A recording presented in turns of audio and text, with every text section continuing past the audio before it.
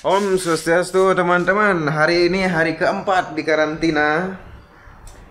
Jadi saya sudah selesai melakukan aktivitas pagi, mandi, yoga, bersihin lantai. Lantainya lagi basah ya.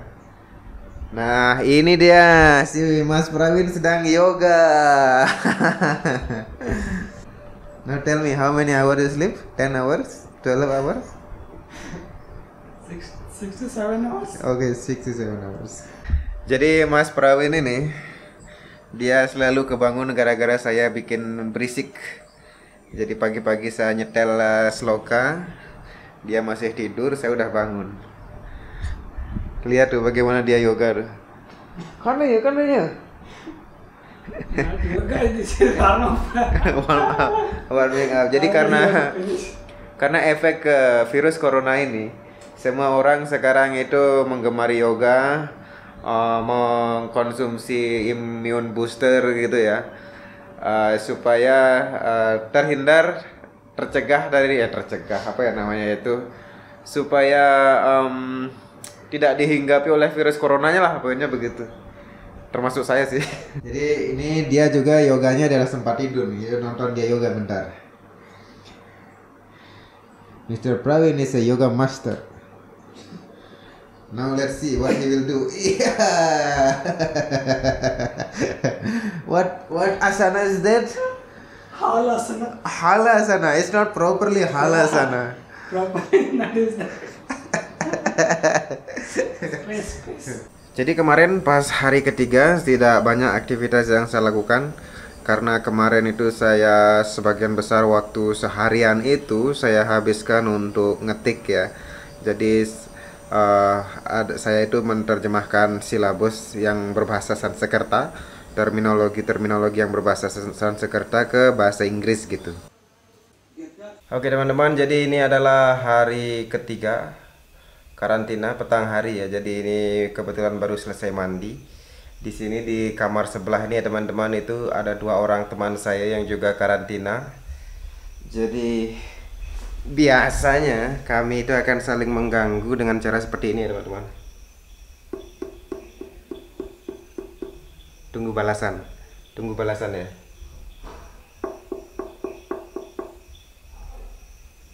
Tunggu balasan.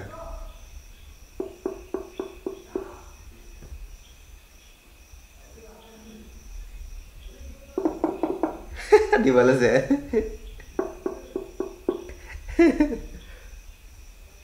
Jadi itu adalah caranya kami saling mengganggu ya, saling berkomunikasi. Ada cara lain juga kok, teriak-teriak, panggil nama, teriak-teriak gitu juga bisa. Here you do man, if you do Surya Namaskar, here you do. One word service. I clean the floor for you, you know. Come, just do Surya Namaskar here on the floor. I forget steps. You ask me, I'm a yoga guru. I clean the floor for you, so you can do yoga Surya Namaskar here. See, already clean. Anyway, tomorrow you have to clean the floor, okay? Saya rencananya hari ini pada video ini saya akan membahas tentang immune booster atau prevention dari COVID-19 ini dalam perspektif Ayurveda gitu. Jadi Departemen Ayush atau Ministry of Ayush itu sudah memberikan guidelines apa yang harus dikonsumsi, apa yang harus dilakukan untuk sebagai prevention terhadap pandemi COVID-19 ini. Nah, itu yang akan saya jelaskan pada video kali ini ya. Hey Sundari, what happened with the tail? What happened with your tail? Why moving? Why your tail moving? Hmm?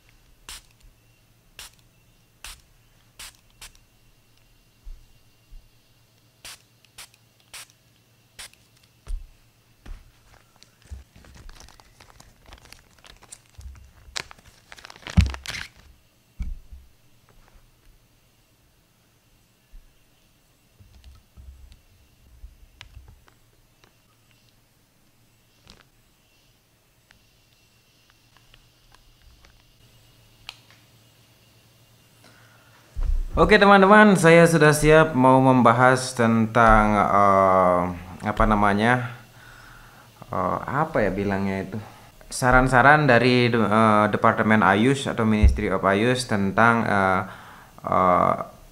pencegahan dari virus corona ini, apa yang harus dilakukan, apa yang harus dikonsumsi, seperti itu ya. Yuk kita bahas. Oke teman-teman, jadi seperti yang saya bilang tadi, saya akan berbagi informasi tentang rekomendasi atau apa namanya, guidelines dari Ministry of Ayush atau Kementerian Ayush India. Jadi Ayush ini adalah singkatan dari Ayurveda, Yoga and Naturopathy, kemudian Yunani, Siddha, dan Homeopati. Jadi ini adalah kementerian yang menaungi sistem pengobatan yang ada di India begitu.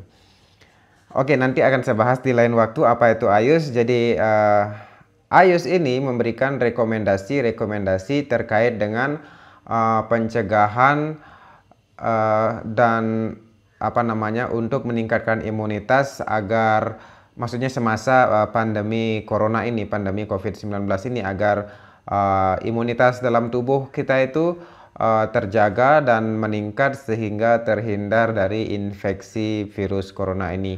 Apa saja rekomendasinya? Nah, ini yang akan saya jelaskan. Jadi rekomendasi yang diberikan yaitu yang pertama, misalnya untuk meningkatkan atau menjaga apa namanya, imunitas tubuh itu, minum air hangat untuk minuman sehari-hari. Jadi setiap harinya harus minum air hangat agar imunitas tubuh itu terjaga, seperti itu. Seperti yang kita ketahui bahwa virus ini bisa dihilangkan dengan panas ya. Jadi dengan air hangat itu akan membantu tubuh kita tetap hangat gitu ya. Kemudian yang kedua, melakukan yoga asana. Jadi setiap harinya itu disarankan untuk melakukan yoga asana, kemudian pranayama, dan juga meditasi. Jadi kalau bisa 2 kali sehari ya. Jadi paling enggak setiap satu sesi itu setengah jam gitu melakukan yoga asana, pranayama, dan meditasi ini gitu. Jadi dengan melakukan aktivitas seperti ini kan membuat tubuh itu hangat juga ya. Artinya terlatih tubuh itu untuk memerangi penyakit-penyakit yang ada di dalam tubuh gitu, juga menghindarkan penyakit ini untuk menghinggapi tubuh kita. Kemudian mengenai masak, jadi yang disarankan yang dipakai untuk memasak itu ya, seperti kalau dalam keseharian kita di Indonesia kan sudah biasa ya masak itu pakai kunyit, jahe, dan segala macam yang lainnya, rempah-rempah seperti itu ya.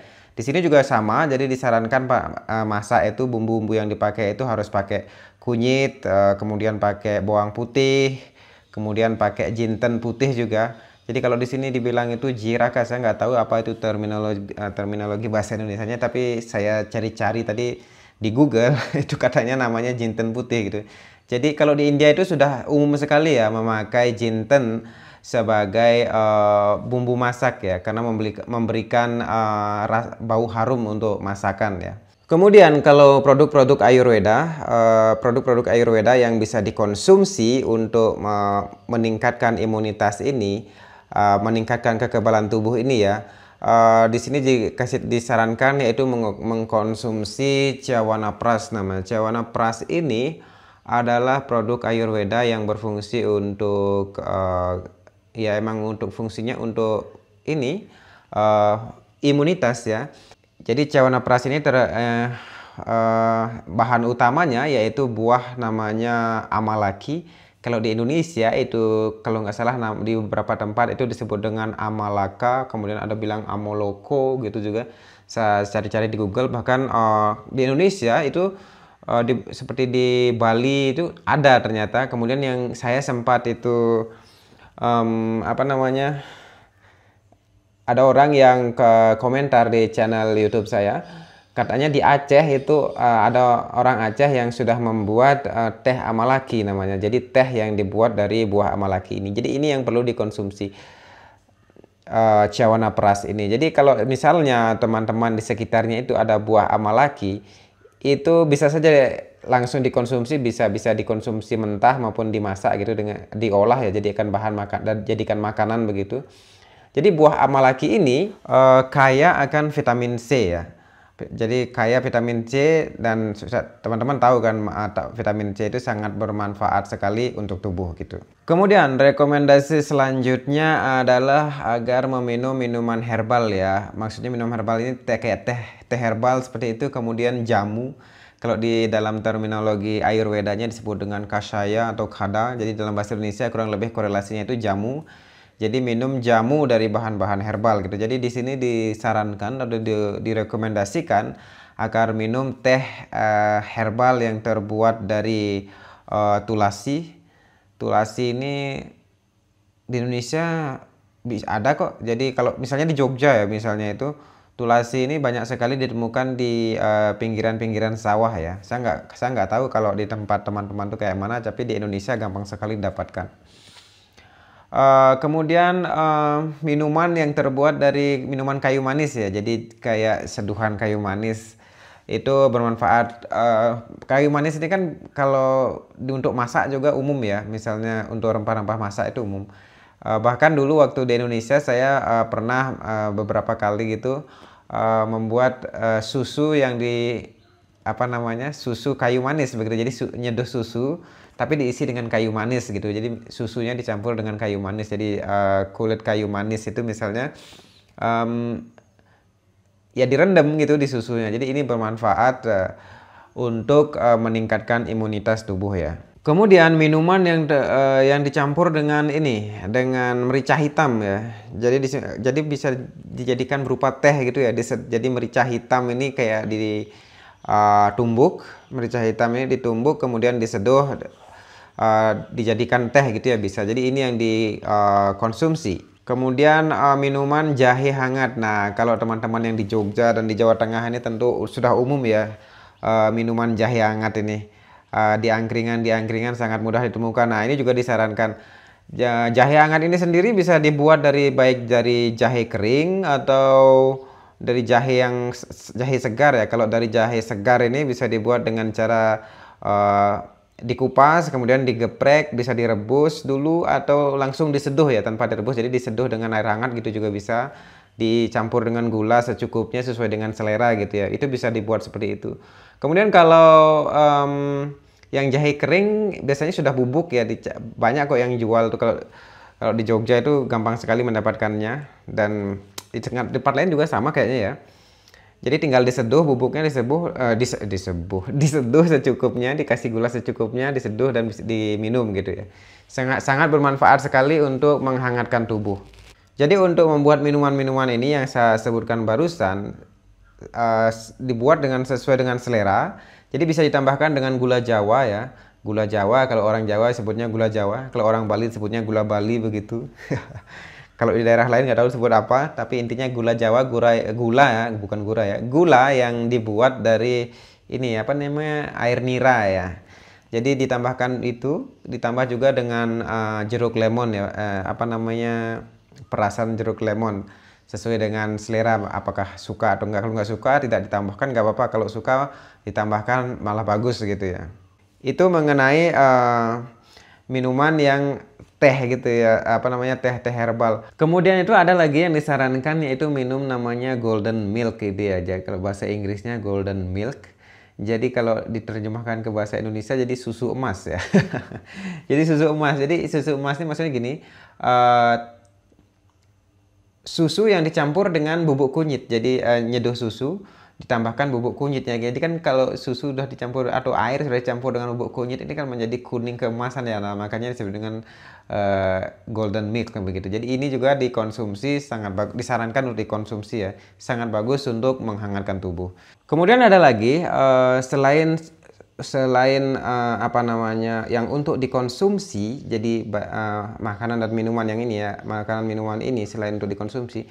Jadi ada prosedur-prosedur yang bisa dilakukan sehari-hari di rumah. Ini prosedur sederhana ya, prosedur Ayurveda sederhana. Jadi yang pertama itu ada namanya nasya. Jadi dalam bahasa terminologi Sanskertanya disebut dengan nasya. Nasya ini yaitu meneteskan minyak di hidung. Itu di kedua lubang hidung ya. Jadi ada namanya Pratimarsanasya. Jadi minyak ini baik itu bisa pakai minyak kelapa, bisa pakai minyak wijen ya. Itu atau pakai ghee, namanya ghee itu adalah produk susu. Jadi susu yang sudah diolah sedemikian rupa untuk ghee gitu ya. Jadi ini diteteskan setiap hari, bisa sekali, bisa 2 kali, maksudnya pagi dan sore hari. Jadi di masing-masing lubang hidung ini minyak ini diteteskan 2 tetes ya, misalnya di kiri 2 tetes, di kanan 2 tetes gitu. Kebalik ya, kiri 2 tetes, kanan 2 tetes gitu. Jadi diteteskan kemudian dihirup begitu.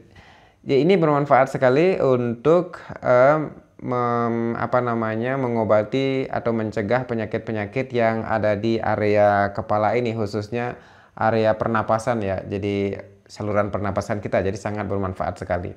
Jadi ini bermanfaat untuk kalau batuk, asma seperti itu, ini sangat bermanfaat sekali. Jadi yang bisa dilakukan sehari-hari ini disebut dengan Pratimarsanasya. Jadi setiap hari bisa dilakukan 2 kali sehari, dan masing-masing lubang hidung itu ditetesi 2 tetes gitu. Dan selanjutnya kalau untuk untuk di mulut ya, kalau tadi yang di hidung ya, sekarang yang di mulut. Yang di mulut gimana? Jadi yang di mulut ini sama, minyak juga dipakai. Jadi bisa pakai minyak kelapa atau minyak wijen ini. Itu diambil 10 ml. 10 ml itu berapa ya? Iya, kalau nggak salah 1 sendok makan lah. Jadi 1 sendok makan minyak ini dimasukkan di mulut dan dipakai untuk berkumur gitu. Dipakai berkumur kurang lebih 2-3 menit itu dikumur. Ini disebut dengan kawala ya, kalau dalam bahasa Sanskrit, dalam terminologi Ayurvedanya disebut dengan kawala, yaitu berkumur dengan dengan minyak ini. Itu ditahan selama 2-3 menit, kemudian bukan dimuntahkan, pokoknya dikeluarkan lagi, bukan untuk ditelen ya, dikeluarkan lagi, kemudian dicuci dengan air hangat, jadi berkumur lagi dengan air hangat. Itu manfaatnya itu membuat kuat membuat kuat otot-otot yang di mulut ini, juga itu membantu mengeluarkan dahak-dahak yang ada di tenggorokan ya, sangat bermanfaat sekali untuk membersihkan area mulut ya. Juga sangat bermanfaat sekali menghilangkan bau mulut ya sebenarnya. Jika teman-teman misalnya sedang mengalami batuk kering atau tenggorokan kering, beberapa prosedur yang bisa dilakukan yaitu menghirup uap dari daun mint ya. Jadi daun mint yang segar ini direbus ya, direbus. Jadi itu uapnya dihirup, sangat bermanfaat sekali untuk menyegarkan lagi tenggorokan yang kering atau saat sedang mengalami batuk kering. Jadi ini bisa dilakukan 2 kali sehari ya. Selain itu biji jinten ya, biji jinten juga bisa dilakukan yang sama. Jadi di sini sedangkan dengan biji ini dibakar, kemudian uapnya itu bukan dibakar, diseduh gitu ya. Diseduh, uapnya ini bisa dihirup gitu ya. Khusus untuk batuk ya, jadi khusus untuk batuk ini bubuk cengkeh juga bermanfaat. Jadi bubuk cengkeh ini kalau dalam bahasa Sanskrit disebut dengan lawangga. Bubuk cengkeh ini dicampur dengan madu atau dengan gula ya, dicampur dengan madu atau dengan gula, itu dikonsumsi 2 atau 3 kali sehari. Ini bermanfaat untuk menyembuhkan batuk kering ya khususnya. Jadi khusus yang ini bubuk cengkeh yang dicampur dengan madu atau dicampur dengan gula ini sangat bermanfaat untuk menyembuhkan batuk kering secara umum ya. Maksudnya jika batuknya itu batuk biasa, itu sangat bermanfaat. Seperti yang kita ketahui, pandemi COVID ini kan ibaratnya belum ada obat spesifik atau vaksin yang spesifik untuk menyembuhkannya. Jadi semua langkah-langkah pencegahan itu bisa diaplikasikan, karena treatment yang diberikan kan treatment berdasarkan simptom. Nah, jadi teman-teman, itu tadi guidelines atau rekomendasi yang bisa diikuti, diterapkan dalam kehidupan sehari-hari oleh masyarakat agar terhindar dari virus corona ini. Jadi juga untuk meningkatkan imunitas tubuh gitu. Semoga informasi ini bermanfaat ya. Jadi informasi ini tidak spesifik hanya untuk orang India aja, maksudnya begitu ya. Jadi dari dari poin-poin yang saya sebutkan tadi itu, apa yang ada di sekitar teman-teman kan itu bisa dimanfaatkan ya. Maksudnya itu misalnya di Indonesia juga kunyit ada, jahe juga ada, kemudian wijen ada, jinten juga ada, apalagi ya, merica ada. Hampir sama ya, hampir sama bahan-bahannya karena bahan-bahan herbal yang digunakan di Ayurveda ini, yang maksudnya untuk pengobatan herbal ini itu sama dengan bahan-bahan pengobatan tradisional Indonesia, misalnya seperti bahan-bahan pembuatan jamu gitu, sama, tidak jauh berbeda. Mungkin ada beberapa yang tidak ada di Indonesia, namun itu bukan kendala yang besar ya, artinya sebagian besar itu ada di Indonesia. Jadi semoga informasi ini bermanfaat bagi teman-teman yang menonton video ini. Silakan dipraktekkan, jadi tidak ada salahnya dicoba daripada tidak mencoba kan, daripada tidak mencoba. Jadi silahkan dicoba di rumah dengan bahan-bahan yang ada, yang saya sebutkan, dan kebetulan ada atau mungkin punya semangat untuk mencarinya, diterapkan, dikonsumsi. Stay safe, jadi teman-teman tetap jaga kebersihan, social distancingnya tetap dijaga, dan jangan bepergian jika memang tidak benar-benar perlu, begitu ya. Semoga teman-teman terhindar dan sehat selalu. Sampai ketemu di video selanjutnya ya.